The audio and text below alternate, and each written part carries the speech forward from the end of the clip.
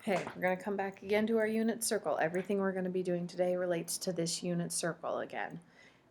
I've used lots of colored markers, colored pens when I'm doing these notes, and so if you would like to, I would suggest getting out some colored pencils and trying to do the same thing, because there's lots of visualizations going on this one particular model, and it's easiest to see what variables go with what color in keeping track in your notes. So that's just a suggestion for you. So here's my unit circle again, and my unit circle, of course, has a magnitude of 1. If their vector were to live on that, it would have a magnitude of 1 because the radius of the unit circle is 1. So we're going to look at vector u over here. Vector u is not a unit vector. It lives outside here. His endpoint is outside the unit circle. So vector u is u sub 1 and u sub 2. So we're going to come back to him in a minute. Now I'm going to look down here at vector v. Vector v is this black vector right here. And vector v has a terminal point on the unit circle, which means that the magnitude of vector v is 1.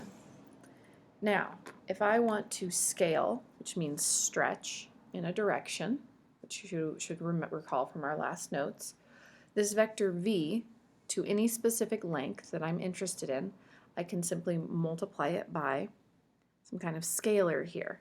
Here we're going to call our scalar k. So we're going to stretch our vector v out to be some specific length, k. So k times the vector v is going to be k times each component of the vector v. Okay. So let's look at some notation here. We're going to come back to this in just a moment. So vector v is this black vector, v sub 1, v sub 2, or maybe we talk about it as v sub 1i plus v sub 2j. Or, here's the part that we haven't done yet. Not anything really super tricky here.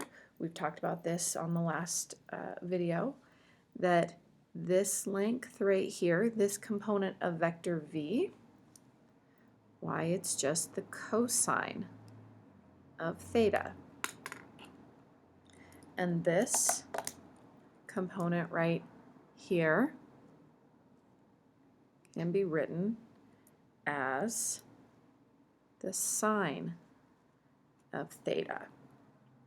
So that means for any vector v, I could write it, if I wanted to, in a different kind of notation. This notation focuses in on the relationship between vectors and angles. So that means that v sub 1 can be represented by cosine of theta I plus v sub 2, which is our vertical component, can be represented as sine of theta j. So this part is that, and this part is that right there. Okay. So now how does that relate to this red vector here, this scaled out version of our unit vector? Well, I've stretched every component of vector v, which means that this term could be written as k times whatever the original vector is, and then this one is going to also scale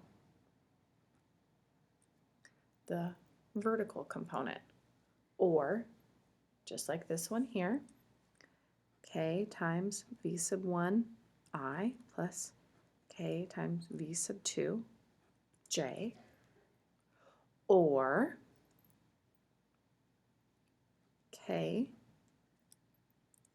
times v sub 1, or cosine of theta I plus k times sine theta j. So here is the scaled version of this and the scaled version of that. Okay, those components go together, those components go together. This guy and that guy are all the same, and then that guy and that guy are all the same. So they all match together. So in terms of a rule, that means that if I'm interested in a specific magnitude or a specific vector, I can say that my vector can be expressed in this cosine sine notation by saying k, which is the length of the vector I'm interested in, and another way that we represent the length of a vector would be to talk about its magnitude.